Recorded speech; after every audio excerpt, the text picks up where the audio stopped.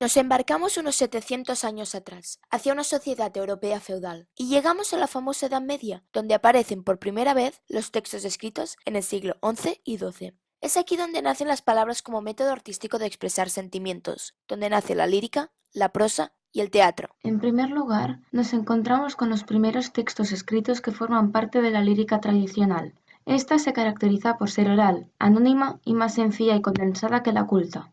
El tema principal suele ser el sentimiento amoroso. Encontramos las jarchas, las cánticas de amigo, y en la lírica tradicional castellana el villancico. La lírica culta, en cambio, aparece más tarde y es una poesía de autor conocido, transmitida por canales escritos.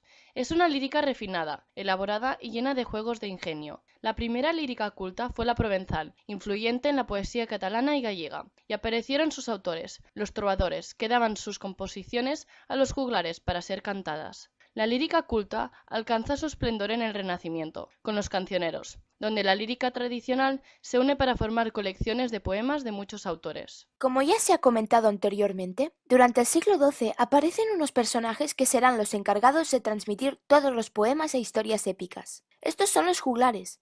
Su oficio acabó adoptando el nombre de mester de juglaría. Había de muchos tipos de juglares, pero los más conocidos eran los juglares de gesta, los cuales explicaban las historias heroicas de héroes locales. Estas historias se conocen como cantares de gesta, extensas narraciones anónimas escritas en verso que sirven para exaltar la conciencia patriarca del pueblo. Son, con estos cantares de gesta que se inicia la épica, como modo de relatar sucesos históricos y legendarios en torno a un héroe y exaltar las virtudes guerreras, caballerescas y aristocráticas del pueblo. El cantar más famoso es el Cantar de Mio Cid, obra anónima, donde el noble Cid el campeador ha sido injustamente desterrado y debe luchar para recuperar su honor. El poema empieza de manera desastrosa y acaba de forma gloriosa. Se divide en tres partes: Cantar del destierro, Cantar de las bodas y Cantar de la afrenta de Corpes. La recuperación del honor social y personal es el tema recurrente durante toda la obra. Más tarde, en el siglo XIII, nace el conocido mester de clerecía, el oficio de los clérigos. Esta nueva narrativa recoge temas de tradición culta y utiliza recursos juglarescos. Son narraciones escritas en romance por autores cultos,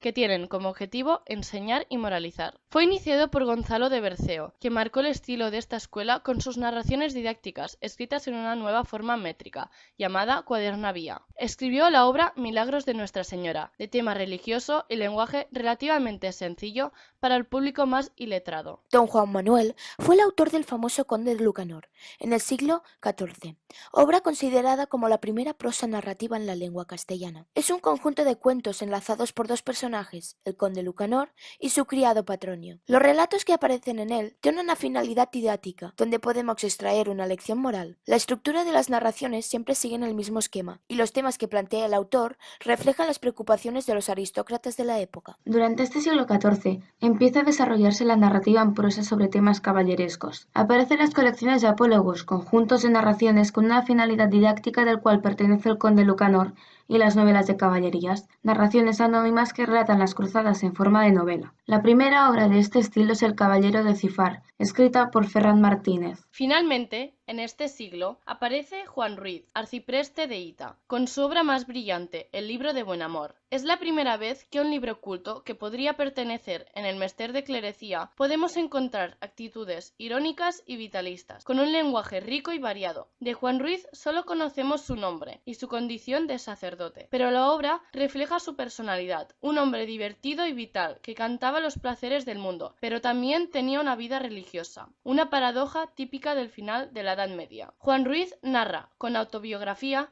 diferentes episodios amorosos, mezclando elementos aparentemente contradictorios, como la religión y el vitalismo. Del teatro medieval tenemos muy pocos documentos, pero sin embargo sabemos que el teatro surgió para celebrar ceremonias y festividades religiosas. Los temas más tratados eran la Navidad, la Pasión o muerte de Jesús y la Virgen María. Las representaciones de tema religioso se escenificaban dentro y fuera de las iglesias y tenían un carácter didáctico. Del teatro medieval castellano se conserva un fragmento de la representación de los Reyes Magos, también conocido como el Auto de los Reyes Magos, escrito en verso del siglo XII. A partir del siglo XIII se introducen elementos populares profanos que dejaban aparte la religión. Y poco a poco la mentalidad cerrada y religiosa del pueblo fue cambiando, dando paso a una nueva época con la aparición de la Celestina, y finaliza la Edad Media.